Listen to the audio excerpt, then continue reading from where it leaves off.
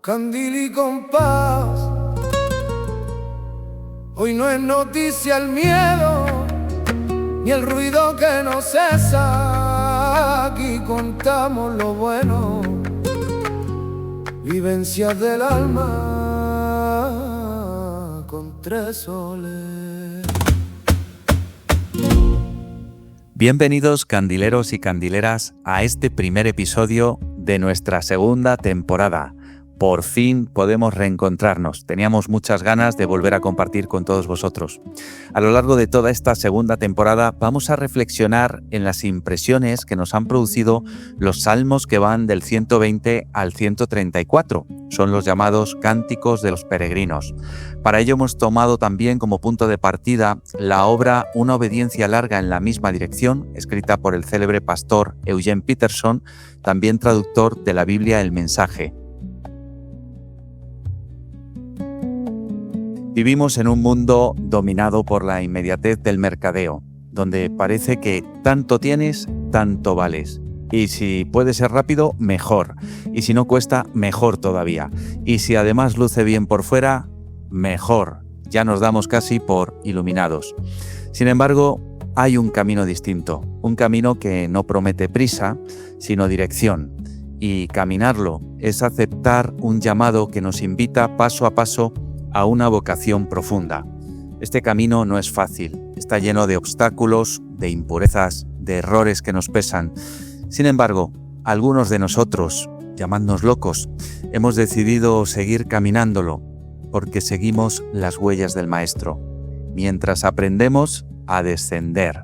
No se trata tanto de lograr nuestros propios objetivos personales para alcanzar el éxito, sino de recorrer ese camino junto a Él. Porque quizá la vida no consista tanto en llegar pronto a nuestro propio éxito, sino en caminar fielmente junto a Él. Bienvenidos de nuevo a esta segunda temporada de Candil y Compás, palabras con alma. Candil y compás, palabras con alma. Bienvenidos a esta segunda parte de Candil y Compás. Comenzamos la segunda temporada y vamos a basarla en un libro que hemos estado leyendo que se llama Una obediencia larga en la misma dirección, escrito por Eugene Peterson, el autor también de la traducción de la Biblia El Mensaje. Y nada, vamos a seguir con el coloquio habitual que tenemos. En esta ocasión nos acompañan Juliano, que ya se está convirtiendo en un veterano con nosotros. Bienvenido. ¿Qué tal? Muchas gracias, muy bien, gracias, Fran. Y también Paco, mi padre. Bienvenido. Hola, ¿qué tal? ¿Cómo estáis? ¿Qué tal, Fran? Pues bien. Bien, animado. Sí, muy animado. Ya te veo con mucha fuerza. Con esta serie que creo que nos va a ayudar mucho porque habla del peregrinaje en la Biblia, en la vida nuestra, en el discipulado también que llevamos cada uno. Y bueno, nos falta Natán. Natán le echamos de menos. Hoy no puede estar aquí con nosotros, pero nada, contaremos con él para las próximas ocasiones. Nada, saludos, Natán. Un fuerte abrazo. Un abrazo. Le echamos de menos y sabemos que volverá pronto. Así que comenzamos. En este primer episodio vamos a hablar de un mundo proteico, esa palabra que no tiene nada que ver con proteínas, sino con cambios. El mundo proteico es ese en el que vivimos acelerados, donde todo cambia de forma rápida, con urgencia, la urgencia del mercado. Y bueno, parece que se nos exige siempre estar transformándonos, actualizándonos en un constante cambio. Pero bueno, ¿es realmente lo que más necesitamos eso? ¿Nuestra vida va a ser plena así? Pues es de lo que vamos a hablar hoy. ¿Cuál es el punto en el que tenemos que estar? Y quiero comenzar con una pregunta que es: ¿qué parte de vuestra vida hoy necesita ir no más rápido, sino más despacio? Pues para acabar pronto y decir pues la verdad casi en todas las áreas de la vida, el mundo en que nos ha tocado vivir nos empuja mucho a no usar la cabeza. Nos anima a través del alma simplemente, las emociones, lo atractivo, mensajes cortos que te manipulan, cosas que se te ofrecen sin las cuales no tendrás la felicidad. Todo nos invita a no usar la mente, a no usar el reposo del pensamiento, a meter prisas. Y siempre he dicho y mantengo que las prisas no son del diablo, son el mismo diablo. Todo queremos hacerlo para allá. Y si hay algo interesante, yo quiero tenerlo ya. Entonces, pues prisas en todas las áreas de la vida. ¿Que deberíamos de reflexionar y usar la cabeza? Pues en todas las áreas de la vida. Porque para todas las áreas de la vida Dios nos ha dado una cabeza con un pensamiento. Y Dios quiere que seamos personas que piensan. Él dice, me amarás no solo con todo tu corazón, donde estarían las emociones y la voluntad y demás, sino también con toda tu mente. Entonces, sería un buen pensamiento regresar a esas palabras de Jeremías: estáos quietos, mirad, meditad cuál sea el buen camino. Pero él dice, meditad, parad. Entonces sería bueno que lo intentáramos. De momento se convierte casi en un deseo. Todos deseamos, pero poco hacemos. Sí, y creo que todos estamos de acuerdo, ¿no? Cualquiera que esté escuchando puede afirmar que vivimos un mundo muy del instantáneo. Queremos que las cosas ocurran ya. Cada vez los ordenadores tienen que ser más rápido, cada modelo nuevo de teléfono va más rápido, con inteligencia artificial conseguimos información rápido y todo es al instante, todo es y de alguna manera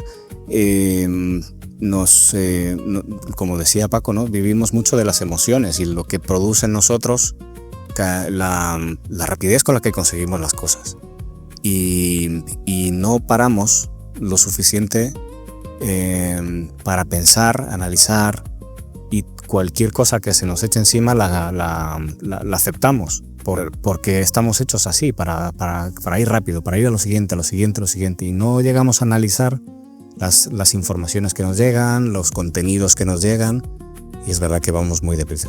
Parece que todo se tiene que actualizar. Sin embargo, el discipulado nos invita a caminar con sentido, no deprisa, con la mente, como decías, Paco. Un llamado, una vocación, una guía no puede ser algo que constantemente esté cambiando en el sentido de que lo que ayer valía hoy ya no vale. No, hay una serie de principios que permanecen inamovibles, ¿no? Y para nosotros posiblemente sean los de la palabra. Cuando pasamos por lo importante, ¿cómo pasáis?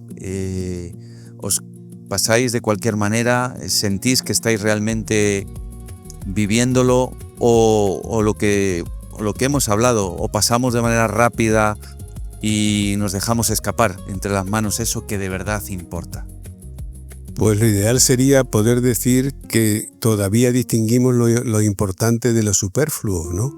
Porque desgraciadamente a veces nos sorprende, incluso dentro de lo que consideramos el mundo cristiano, que se le dé más importancia a esto que a aquello, siendo que no la tiene. ¿Cuántos estaréis, supongo, de acuerdo conmigo? ¿Cuántos dan más importancia a la silla que te sienta en el culto que determinada silla o que determinado música o volumen o caja mezcladora, caja de no sé qué, porque yo no entiendo de tantas cajas? Y dan más importancia a eso que a lo esencial, que es la reverencia, la devoción, la fe, el progreso en el camino. Y bueno, pues en lugar de ir a lo importante, pues nos conformamos, no que nos conformemos, sino que tendemos a ir a lo que distrae.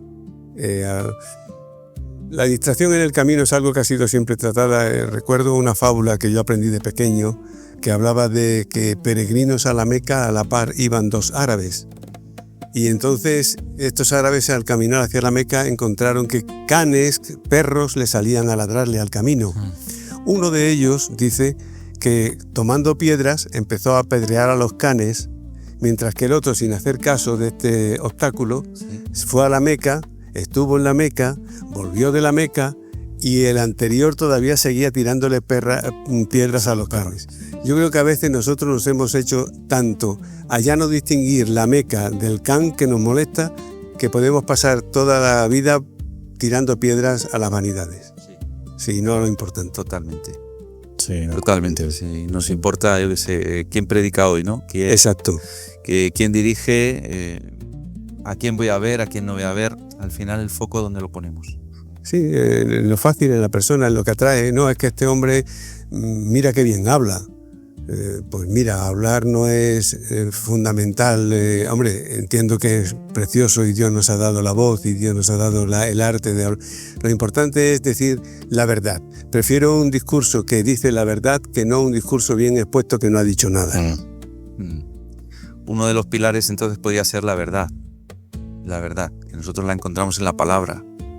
Exacto, sí. ¿No? Muy bien. ¿A quién o a qué estamos siguiendo cuando tomamos decisiones?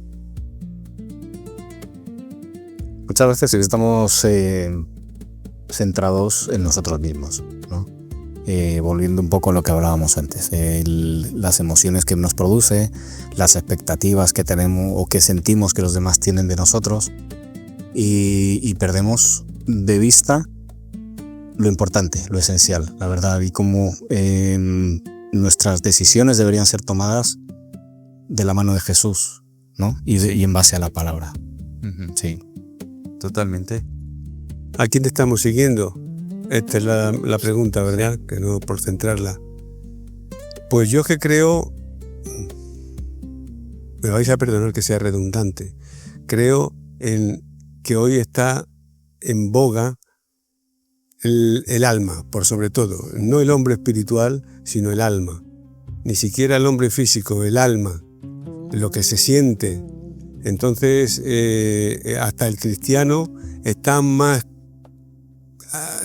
distraído por lo que se siente que por lo que realmente se debería de perseguir. Es un mundo anímico donde el alma tiene la mayor preponderancia. Pasa en la vida secular, en la vida de la calle, en la vida del incrédulo, en la vida del creyente, que nos movemos más que por el espíritu, que es realmente por lo que debería dirigir nuestros pasos, nos movemos más por las emociones del alma. Y en esto está también que hoy en día también está muy de moda el que cada uno tiene su verdad y cada uno tiene su propia idea de lo que es lo mejor para mí o como yo me siento. Según su alma. Exactamente.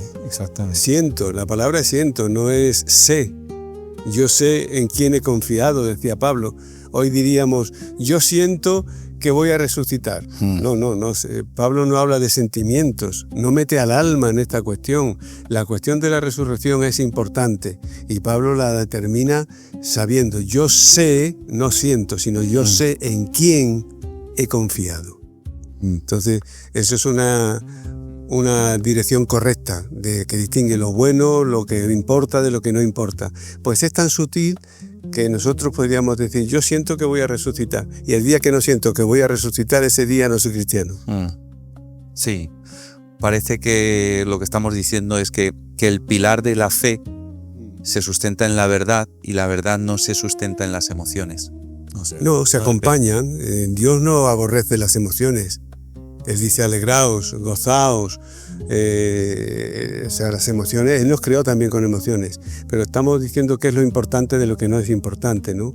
Y entonces yo creo que hay que volver al pensamiento, a buscar la verdad, a hacerlo con fe y a desplazar el alma por el espíritu. Que sea el espíritu el que realmente crezca en nosotros, mande en el alma y el alma guíe el cuerpo. Así es. Esto sería lo ideal. ¿Qué cargas nos sobran para avanzar más ligeros? Todas. Si es una carga, fuera. Yo creo que sí, dice, mi yugo es fácil y ligera es mi carga, decía Jesús, ¿no? Y aprender a vivir con Él, aprender a vivir como Él, realmente nos ayudaría a quitarnos muchas de esas cargas que nosotros mismos nos imponemos y ponemos sobre nuestros hombros. Y ya no es el peso de la vida y de las cosas, sino las que además nos ponemos a nosotros mismos, las exigencias que nos ponemos a nosotros mismos. Incluso el de ser santo, ¿no? El como si yo pudiera hacer algo para hacerlo, puede ser una carga para nosotros. El querer tener esa vida perfecta, digamos, hacia los ojos de Dios, sabiendo que solamente Él lo puede hacer. ¿no? Y no descansamos lo suficiente en Él para depositar en Él todas esas cargas. El otro día veía un documental de Will Smith donde él comentaba el episodio aquel que tuvo en la entrega de los Oscars, donde le dio una bofetada a un compañero de profesión, y decía que él había tenido una educación muy estricta, que su padre había sido militar y que siempre había buscado la excelencia y siempre se había autoimpuesto, pues eso, lograrla y dar esa cara a lo mejor de sí mismo a todo el mundo, firmar todos los autógrafos, y que cuando ocurrió aquel episodio, ante la vista de tanta gente, es como que salió lo peor de él.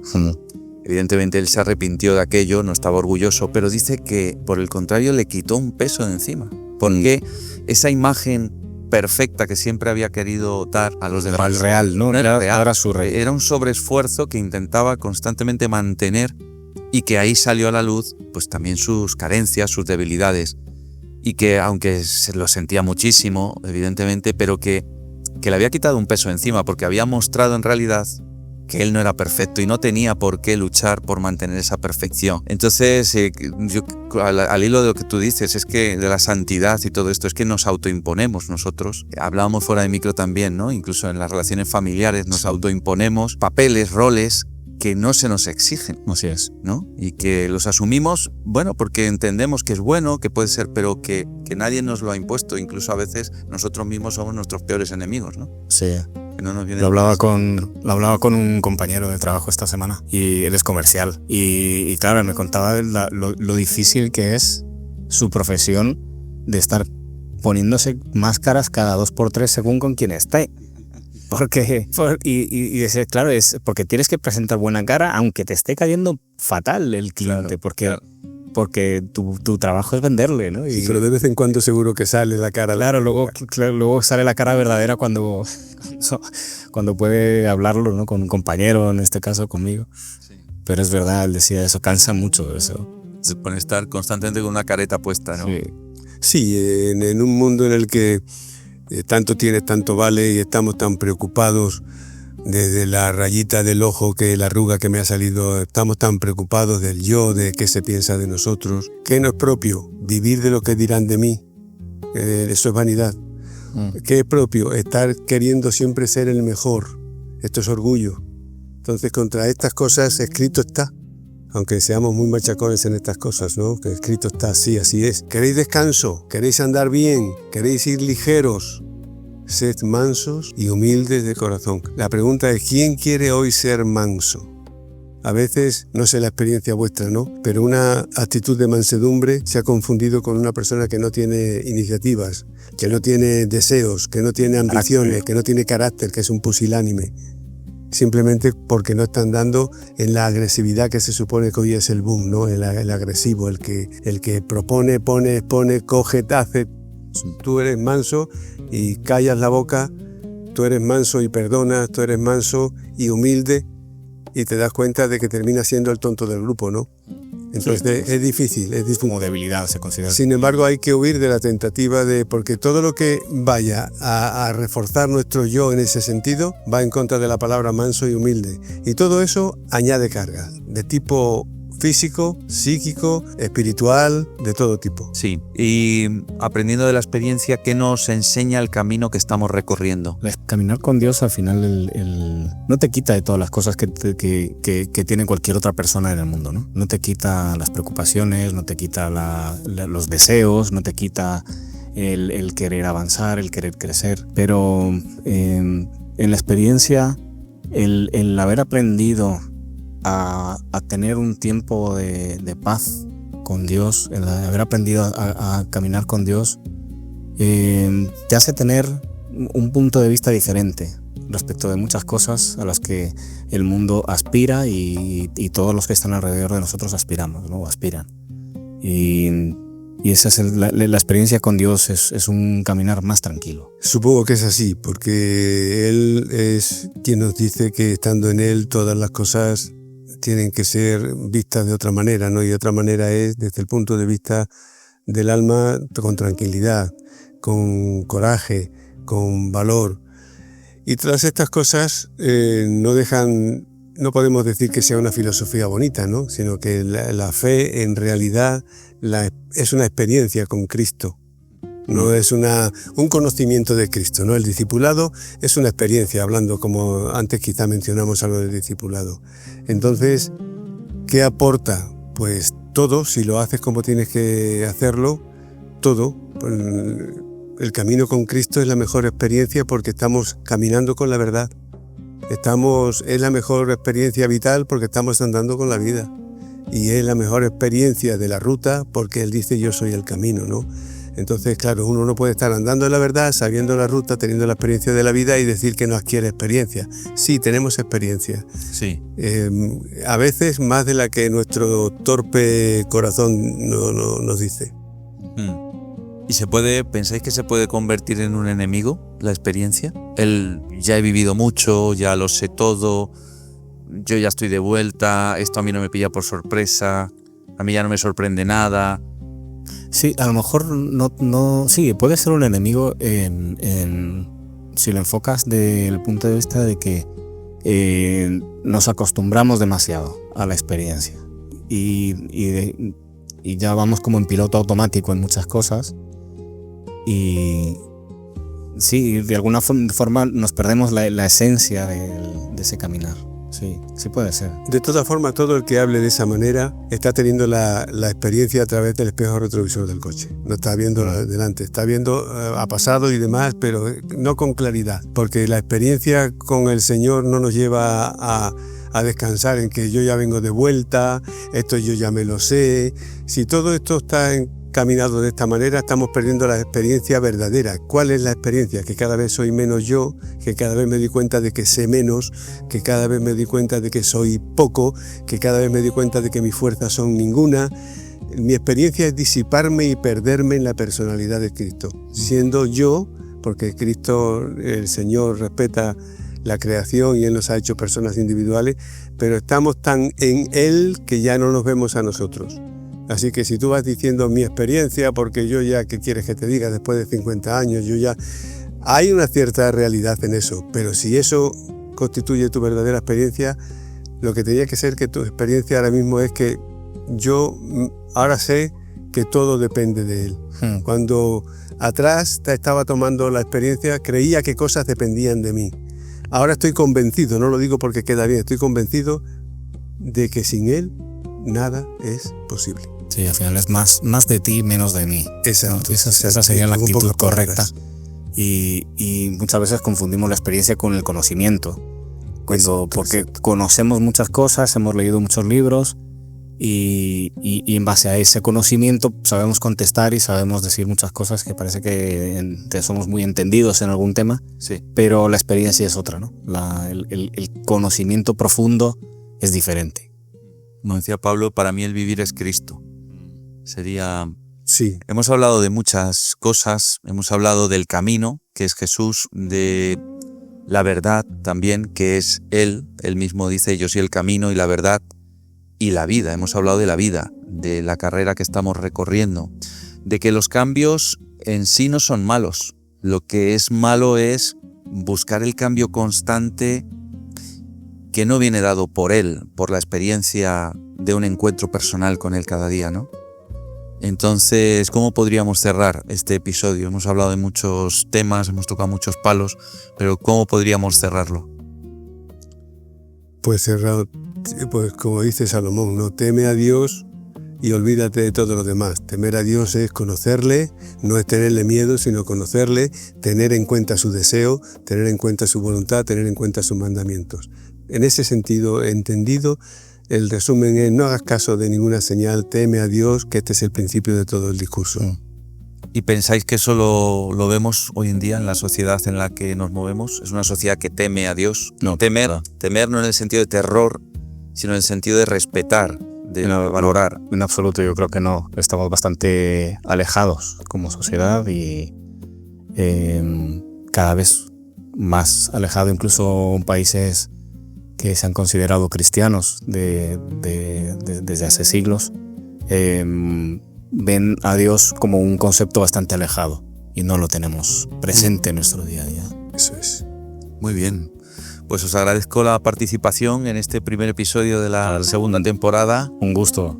Claro que sí. Un placer compartir y Aquí bueno, estamos. iremos profundizando aún más en este camino del discipulado y del peregrinaje que tenemos todos en la vida. Muchísimas gracias. Muchas gracias, Fran. Nada, a ti también. Un fuerte abrazo. Un abrazo, sí. Que vaya bien. Hasta la próxima. Candil y compás, palabras con alma.